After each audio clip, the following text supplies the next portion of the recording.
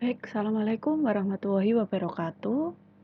Semoga teman-teman mahasiswa pada pertemuan kali ini diberikan kesehatan. Ya, kita melanjutkan materi untuk mata kuliah geometri dasar ya. Nah, di sini saya akan menjelaskan ya mengenai titik, garis, bidang, dan juga sudut. Nah, sebelum mempelajari lebih lanjut mengenai hal tersebut, di sini teman-teman harus mengetahui dulu ya bahwa di dalam matematika ya di sini kita mengenal ada yang namanya matematika itu sebagai sistem yang deduktif formal ya yang mana mengandung arti bahwa matematika harus dikembangkan berdasarkan atas pola pikir atau penalaran deduktif dan setiap prinsip teorema sifat dalam matematika itu harus dibuktikan kebenarannya secara formal berdasarkan keberadaan konsistensinya ya. Nah, jadi di dalam matematika itu kita ada mengenal istilah definisi ya. Kemudian kita juga ada mengenal istilah aksioma atau postulat. Ya, kemudian di dalam definisi dan aksioma itu dapat diturunkan menjadi teorema-teorema. Ya, teorema turun lagi menjadi teorema. Nah, di sini perlu diketahui bahwa definisi dan juga aksioma ini tidak perlu suatu pembuktian. Ya, jadi di sini kita sudah mengakui bahwa yang namanya definisi itu sudah pasti kebenarannya. Begitu juga aksioma.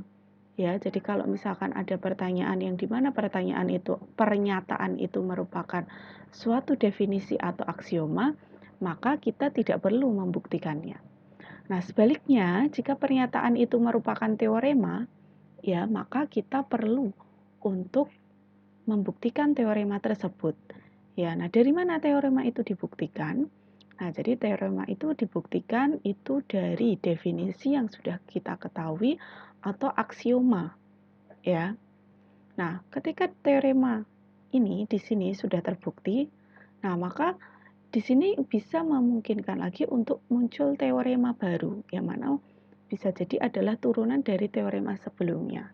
Nah, teorema baru ini dapat kita buktikan dari definisi yang ada atau aksioma, dapat juga kita buktikan dari teorema sebelumnya yang sudah kita buktikan. Ya. Nah, jadi nanti turun seperti ini dan seterusnya ya. Jadi tidak boleh semisalkan teorema ini kita buktikan dengan teorema sesudahnya. Nah, itu tidak masuk akal begitu. Jadi bisa kita buktikan dari teorema sebelumnya yang mana memang sudah terbukti kebenarannya begitu. Nah, oke di sini teman-teman tentunya sudah tahu ya yang namanya titik. Titik itu merupakan unsur geometri yang paling sederhana dan tidak memiliki panjang, lebar maupun tinggi. Ya. Nah, titik di sini biasa dilambangkan dengan huruf kapital, satu huruf kapital begitu. Nah, kemudian untuk garis ya, garis itu dideskripsikan sebagai sesuatu yang tidak memiliki batas pada panjang, kemudian di sini lurus dan tidak memiliki ketebalan. Ya. Nah, suatu garis itu merupakan suatu ide atau abstraksi. Nah, di sini ada beberapa lambang ya yang perlu kita ketahui bahwa ketika kita menulis garis itu biasanya dilambangkan dengan dua huruf kapital atau dengan satu huruf kecil begitu. Ya. Nah, namun ada juga beberapa lambang di sini yang mana menuliskan kalau misalkan seperti ini ya, garis simpulan titik-titik yang tidak memiliki ujung pangkal itu biasa digambarkan dengan dikasih tanda panah dua arah ya. Ini lambang garis yang sebenarnya itu seperti ini. Nah, tapi ada juga yang terkadang itu lebih suka menuliskan dengan dua huruf seperti ini. Nah, tapi yang jelas ketika nanti kita menemukan dengan lambang seperti ini, itu berarti dia tidak memiliki ujung ya, dan juga tidak memiliki pangkal begitu. Nah, kemudian ada juga istilahnya sinar garis, yaitu himpunan titik-titik yang memiliki pangkal. Nah, tetapi di sini tidak memiliki ujung ya, maka dia tanda panahnya satu, arah panahnya satu. Nah, kemudian yang terakhir segmen garis adalah himpunan titik-titik yang memiliki ujung dan pangkal, biasanya dilambangkan dengan seperti ini. Ya, nah kalau biasa dilambangkan dengan garis di atas tanpa arah panah berarti dia memiliki ujung dan juga memiliki pangkal, yang berarti dia memiliki panjang begitu. Nah, kemudian bidang itu dideskripsikan sebagai sesuatu yang tidak memiliki tepi. Ya, jadi berkelanjutan ya, kemudian di segala arah, datar dan tidak memiliki ketebalan begitu. Nah, biasa bidang ada yang melambangkan dengan seperti alfa, beta dan seterusnya. Nah, kemudian di sini kita ada mengenal kedudukan titik, garis dan juga bidang ya. Nah, di sini kita mengenal, di sini ada aksioma, kemudian di sini ada definisi ya. Nah, aksioma ini nanti yang mana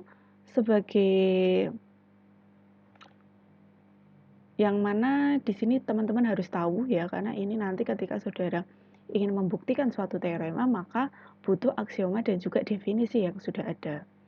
Nah, di sini semisalkan ada 2 titik ya, pasti di sini melalui 2 buah titik sembarang itu hanya dapat dibuat sebuah garis lurus ya. Ini merupakan suatu aksioma. Ya, jadi kita tidak meragukan lagi kebenarannya begitu. Nah, kemudian yang selanjutnya di sini ada beberapa definisi-definisi. Ya, di sini ada definisi titik kolinier, ya, yang mana adalah titik-titik yang terletak pada satu garis yang sama. Nah, ini terletak pada satu garis yang sama, berarti dia kolinier. Nah, sebaliknya di sini ada titik-titik koplanar, adalah titik-titik yang semuanya terletak pada satu bidang yang sama. Kalau kolinier itu satu garis, kalau koplanar itu bidang yang sama ya, seperti ini. Nah, D dengan ini itu dia tidak dalam satu garis, dengan ABC tidak dalam satu garis, tapi dia terletak pada satu bidang, maka dia koplanar begitu. Nah, kemudian kalau misalkan ada titik-titik yang dia tidak terletak pada satu garis, maka dia non kolinier ya, misalkan ABD. Nah, dia kan nggak satu garis, dia kolinier. Kemudian ada BCD ya. Nah, kemudian di sini kalau titik-titik yang tidak terletak pada satu bidang, maka dia adalah titik yang non koplanar ya. Nah, misalkan di sini ada bidang, misalkan ada titik ABC, terus ada satu lagi yang dia tidak terletak di sini, di luar bidang ini. Nah, maka dia adalah non koplanar. Nah, kemudian di sini ada juga garis-garis yang berpotongan, adalah 2 garis dengan sebuah titik persekutuan ya. Jadi misalkan di sini ada garis L dan juga M. Nah, mereka berpotongan di titik A. Nah, maka di sini 2 garis yang berpotongan itu hanya ya punya sebuah titik persekutuan, yaitu titik A. Nah, kemudian garis-garis yang sejajar adalah garis-garis yang terletak pada satu bidang yang sama dan tidak berpotongan. Ya, nah ini definisi garis sejajar. Kalau tadi adalah definisi garis yang berpotongan. Ya. Nah, ini bisa kita lihat. Nah, selanjutnya adalah definisi dari garis-garis yang kongruen. Ya, garis yang kongruen itu definisi apa?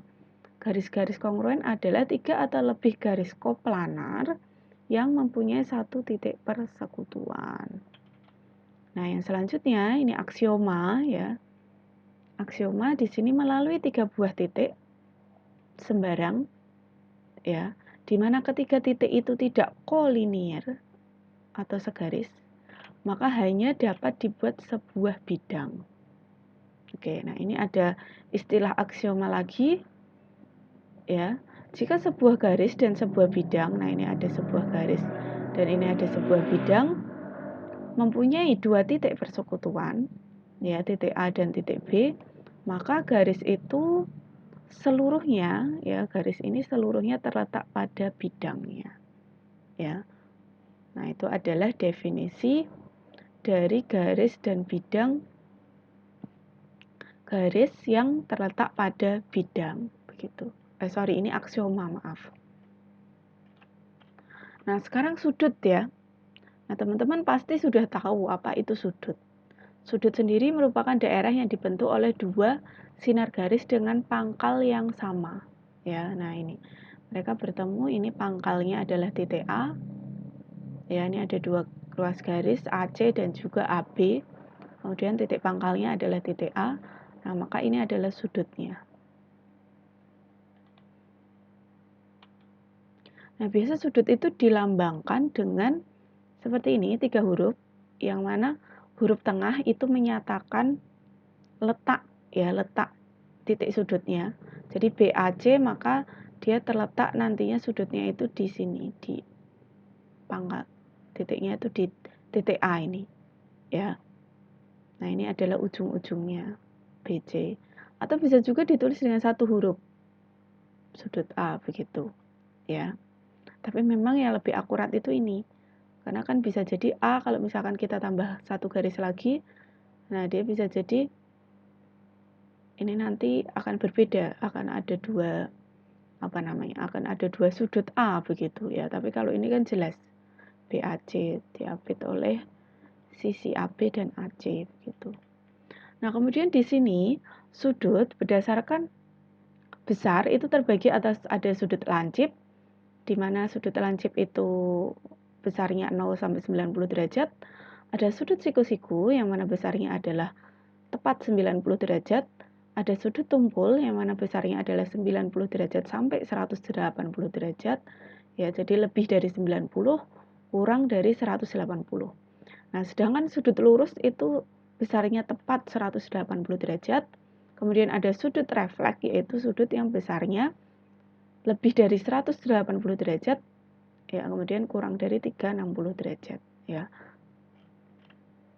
Nah, kemudian di sini hubungan antar sudut itu terdiri atas sudut yang saling berpenyiku atau komplement, kemudian ada sudut yang saling berpelurus atau suplemen, dan ada sudut yang saling bertolak belakang.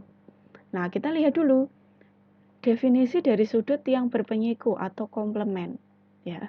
Jadi jumlah dua buah sudut yang saling berpenyiku itu adalah 90 derajat.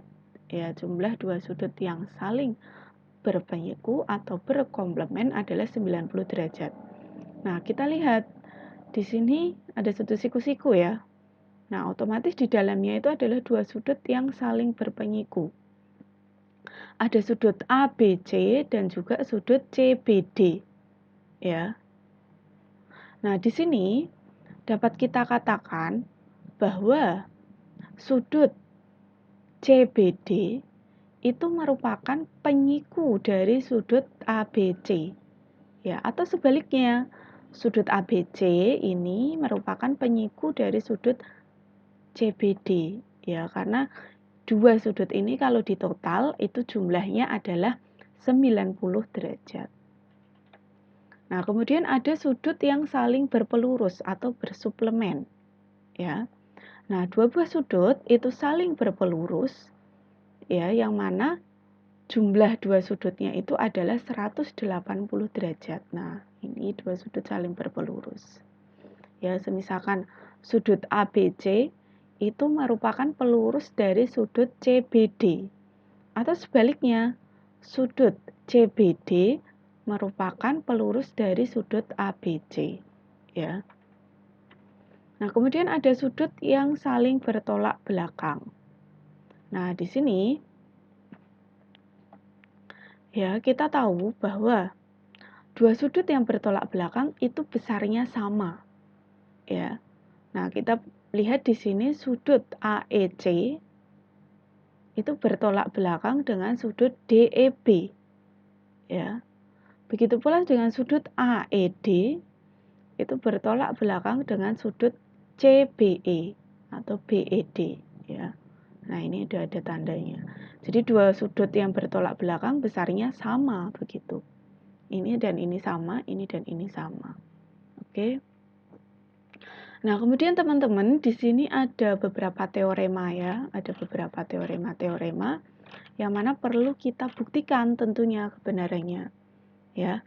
Yang pertama yaitu selisih pelurus dan penyiku dari sudut yang sama itu besarnya adalah 90 derajat. Ya. Nah, bagaimana langkah-langkah dalam penyelesaian ini? Nah, langkah yang pertama tentunya kita ambil sembarang sudut. Katakanlah ada suatu sudut A. Ya. Nah, maka kita tahu bahwa pelurus dari sudut A karena sudut A dan pelurusnya itu jumlahnya adalah 180, maka pelurus dari sudut A itu pasti 180 derajat dikurangi sudut A itu. Nah, sedangkan penyiku dari sudut A, ya, sudut A dan penyikunya itu jumlahnya 90. Maka penyiku sudut A itu pasti 90 derajat dikurangi sudut A. Nah, sehingga di sini kita ingin mencari selisihnya, selisih pelurus dan penyiku. Nah, berarti ini dikurangi ini. Ya, berarti 180 min sudut A dikurangi 90 min sudut A. Nah, ini kalau dikeluarkan, berarti nilai A-nya, sudut A-nya habis 180 derajat kurangi 90 derajat, berarti 90 derajat. Nah, berarti ini sudah terbukti. Ya.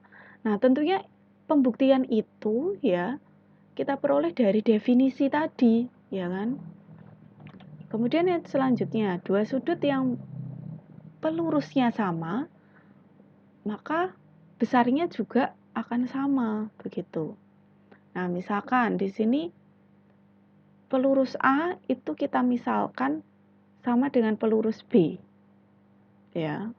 Nah, kita tahu, kita ingin membuktikan bahwa kalau pelurusnya sama, maka sudutnya sama.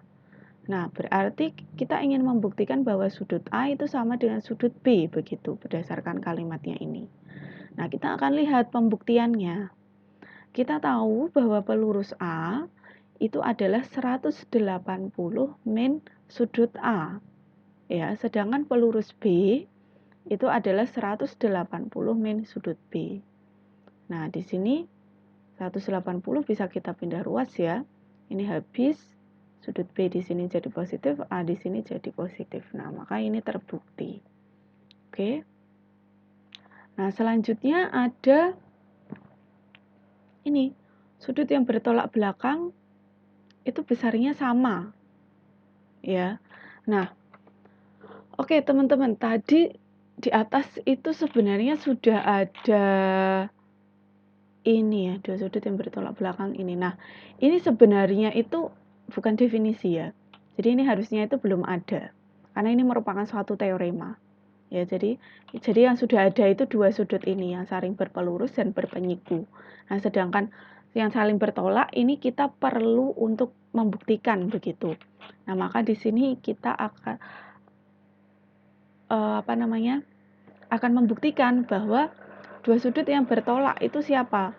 Ada sudut A2 dan A4 sama ada sudut A1 bertolak dengan A3 begitu, ya kan? Nah, kita akan membuktikan yang sudut A2 dan sudut A4 ya. A2 bertolak belakang dengan sudut A4. Kita akan membuktikan bahwa besarnya sama. Nah, bisa kita lihat ya, sudut A2 ya, itu dengan sudut A1 dia saling berpelurus, ya kan? Nah, maka bisa kita peroleh bahwa sudut A2 itu sama dengan 180 dikurangi sudut A1. Ya. Nah, demikian juga dengan sudut A4. Sudut A4 ya dengan sudut A1 itu juga saling berpelurus. Nah, ini ya saling berpelurus. Nah, maka di sini bisa kita peroleh bahwa sudut A4 itu adalah 180 derajat kurangi sudut A1. Nah, maka dilihat dari ini bisa kita katakan bahwa sudut A2 ya sama dengan sudut A4. Dari mana? Nah, setelah kita peroleh kan ini kan bisa kita ubah ya, sudut A1 sama dengan berarti 180 derajat dikurangi sudut A2. Begitu pula ini, sudut A1 sama dengan 180 derajat kurangi A4. Nah, sudut A1 dan A1 kan pasti sama, maka kalau dihitung, nah diperoleh pasti ini terbukti, ya. Oke, ini juga ada beberapa istilah lain ya, yang tentunya nanti teman-teman juga akan bisa membuktikan ya bahwa sudut sehadap itu nanti besarnya juga sama begitu. Sudut yang sehadap arahnya sama, besar sudut sehadap itu sama. Nah, ada sudut berseberangan. Ya, kenapa bisa sama? Nah, tentunya dengan definisi dari sudut yang berpenyeku dan pelurus itu tentunya nanti akan bisa kita peroleh ini tadi. Ya, ada sudut sepihak dan luar sepihak. Ya. Nah, ini adalah membagi suatu ruas garis menjadi dua yang sama panjang. Nih ada beberapa langkah ya. Nah, nanti teman-teman bisa dibaca sendiri. Nah, utamanya adalah ketika teman-teman membuktikan suatu teorema, ya teman-teman harus tahu dulu langkah yang pertama yang harus dilakukan itu apa begitu. Nah, jadi yang harus dilakukan itu kita identifikasi dulu. Misalkan sudut bertolak belakang itu sama besar. Nah, kita harus tahu dulu dari gambar ini yang bertolak belakang itu yang mana begitu. Terus yang mau dibuktikan apa? Nah, karena yang mau dibuktikan sudut bertolak belakang sama besar, maka kita tahu bahwa ini saling bertolak, maka kita akan membuktikan bahwa ini sama besar. Nah, nanti buktinya itu dari yang sudah diketahui begitu, ya.